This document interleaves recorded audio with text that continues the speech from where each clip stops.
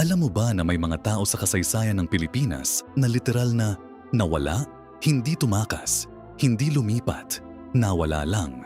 Noong panahon ni Marcos, may mga political prisoners na dinala sa ilalim ng Malacañang Palace, sa mga basement levels na hindi nakasulat sa kahit anong blueprint at hindi na sila lumabas. Walang katawan, walang libing, walang patunay na nabuhay pa sila. Ang mga pamilya nila, naghintay ng dekada, walang closure, parang binura sila ng mundo.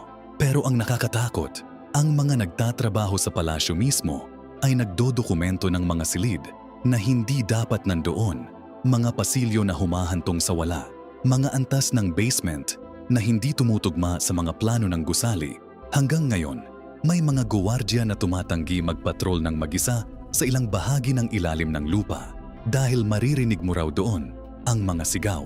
Nakakulong pa rin sa mga pader. Kaya pag sinabi nilang enforced disappearance, hindi lang iyon political na termino. Para sa mga naiiwan, ito ay multo na walang katawan, lumalangoy sa pagitan ng buhay at patay, magpakailanman.